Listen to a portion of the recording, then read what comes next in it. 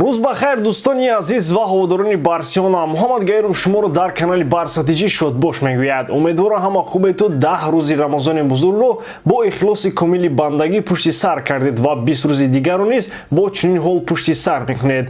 امروز در باره بازی الچه بارسلونا خواهیم گفت. بعد از استراحت نه چندان طولانی که با بازی منتخب ها ربط داشت، در چمپیونات اسپانیا دور نوبتی آغاز گردید و بارسلونا رو میبایست در ورزشگاه به نام مانوئل مارتینز والیرو با الچه بازی خود رو برگزار کند.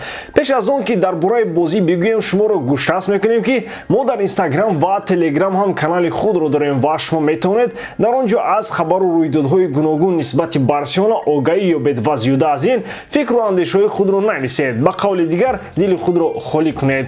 سیلکای کانال های ما در اپشن این ویدیو. پایان این نوار موندن یک لایک رو هم فراموش نکنید. نور بالای نورو، توی بالای توی. اکنون بیایید در باره توی حقیقی گپ زنیم. اموده باشید پس سیکه را درست کنید و گوش خرمچه. دوستان، سرپرست ویدیوی ما شرکت 1x می باشد. در آنجا وقت کیفسینتوی بالند و بونوس‌های گوناگون شما را انتظار است. همچنین افرادی که تا حال رجیستراسیون نکردند می توانند در اولین پرداخت با پروموکد تیجی بارسا صاحب $100 بونوس گردند. سلکای بازی در کامنتاریا. به همه موفقیت.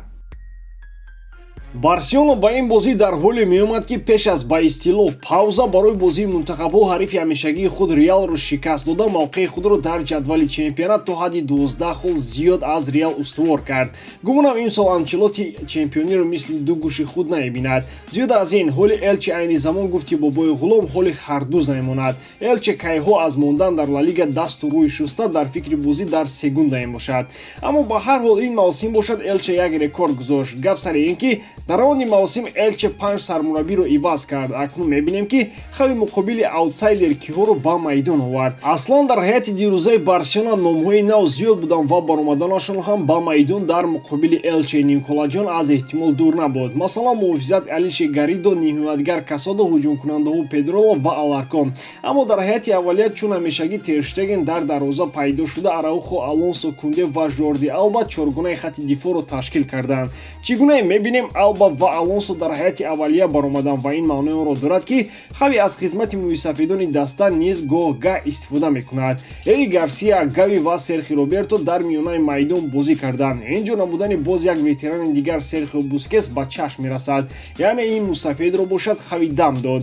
در نبودن دمبله و رافینا، فاتی و فران تورس لیواندوسکی رو در خط هجوم همراهی کردند. بارسلونا از دقیقه اول بازی نشان میداد که مهمان بودن رو خوش ندارد و سر دروازه ادگار تهاجم رو آغاز کرد. خط دفاع الچه باشد همگی 20 دقیقه توقف کرد. ضربه سخت لیواندوسکی رو نه محافظان گردانید و نه دروازه‌بان و حساب بازی کشوده شد. با همین حساب دستا با تنفس رفتن و اما معلوم بود که این هنوز پایان کار نیست. در قسمت دیوم باشد خط دفاع الچه همگی 16 دقیقه تاب آورد. اخیراً انسو فاتی هم گل زد. این گونه گل‌ها رو گل بیلیاردی میگویند، اما اون برای فاتی باید گل طلایی باشد. با گذشت 10 دقیقه دیگر لیواندوسکی یک بار دیگر از خود درک داده دوبل نوبتی خود رو با قید گرفت.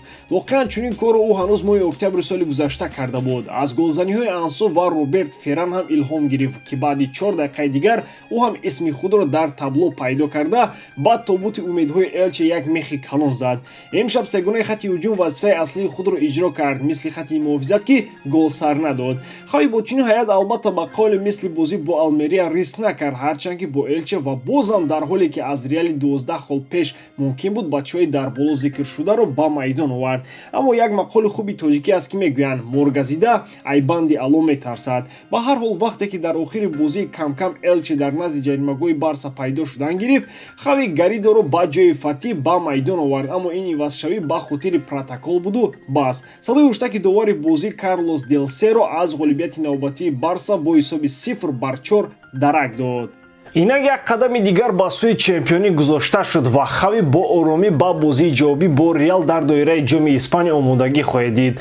چنانچه میدانیم عثمان دمبله، پدری و دیون گفتی ایگنات پتروویچ در بالینیچ نیان، اما با احتمال زیاد کسی از آنها در ال کلاسیکو پیدا میشود مثل رافینیا.